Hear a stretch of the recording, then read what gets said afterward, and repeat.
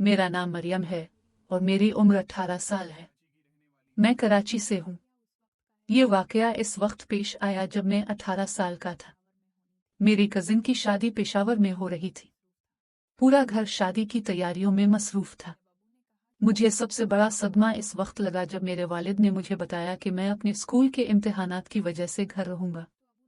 मैंने कहा, अब बाजी मैं अकेला कैसे रहूंगा? बाप ने कहा, तुम्हारे चचा और चचा आएंगे। चचा उमरान एक नौजवान था जिसकी उम्र तकरीबन 22-23 साल थी, मजबूत और लंबा था। घर के सब लोग शादी में गए थे और मैं और चचा इमरान घर में अकेले रह गए थे। पहली रात मैं बहुत खौफजदा था क्योंकि मैंने कभी घर में अकेले रात नहीं गुजारी थी। मेरे हाथ पांव कांप रहे थे। तब मेरे चचा ने कहा कि मत रो, मैं तुम्हारे साथ हूं। ये सुनकर मुझे कुछ सुकून मिला। फिर मैंने चचा से कहा कि मैं बहुत बोर महसूस कर रहा हूं। मेरे चचा ने मुस्कुराकर पूछा, क्या तुमने कभी घोड़े का खेल खेला है? मैंने कहा, नहीं, ये क्या है?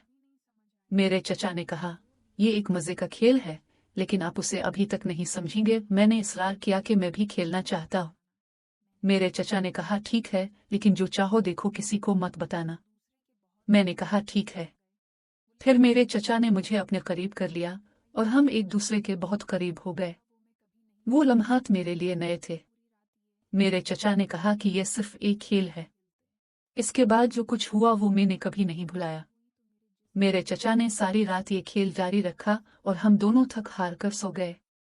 सुबह हुई तो जिस्म में दर्द होने लगा। मैंने चचा से कहा कि मेरे जिस्म में बहुत दर्द है।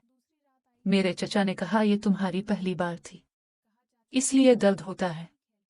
अगली बार आप इससे लुत्फ अंदोज होंगे। दूसरी रात आई, मैं अपने चचा के पास गया और कहा, अंकल चलो फिर वही खेल खेलते हैं, मुझे इसे पूरी तरह सीखना है। चचा ने इनकार करते हुए कहा कि यह खेल अच्छा नहीं है, हम दोबारा नहीं खेलेंगे।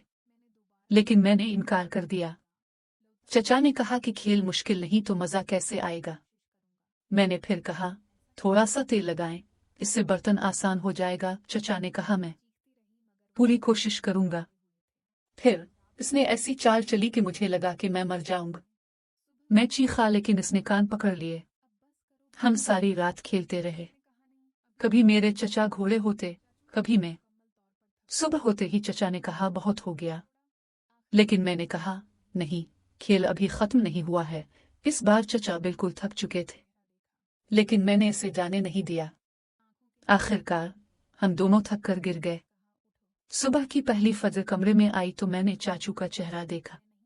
वो बहुत थका हुआ लग रहा था। इसकी आंखों के नीचे सियाह हल्के थे। मैंने चाचू से कहा कि उठो, नाश्ता करो, लेकिन वो उठने की हालत में नहीं था। मैं उठकर नाश्ता बनाने लगा। खाना खाते हुए चाचू ने कहा, तुमने मुझे बर्बाद कर दिया है, तुम बहुत शरारती हो। मैंने मुस्कुराकर कहा, चाचू ने मुझे ये सिखाया। तभी मुझे अबू का फोन आया कि हम 2 घंटे में घर आ रहे हैं, अब दोनों घर साफ कर ले। ये सुनकर चाचू की आंखें आग से जल उठी।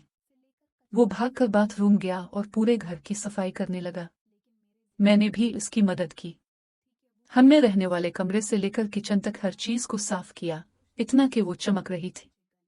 लेकिन मेरे जहन में एक ही बात थी कि अबू को पता ना चले।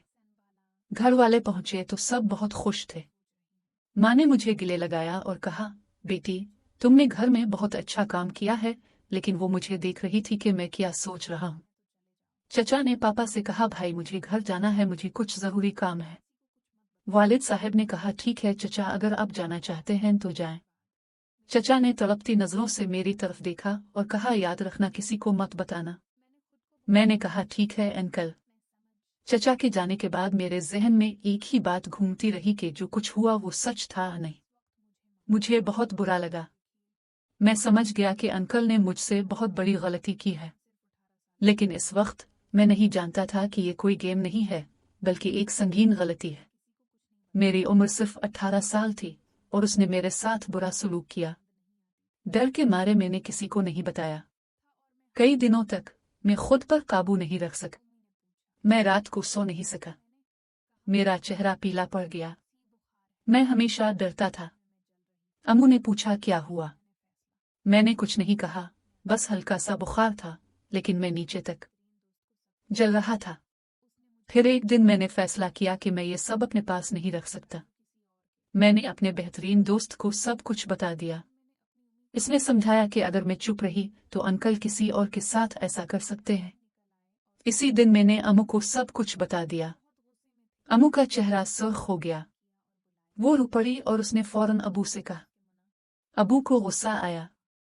उसने फोन करके अंकल को बुलाया।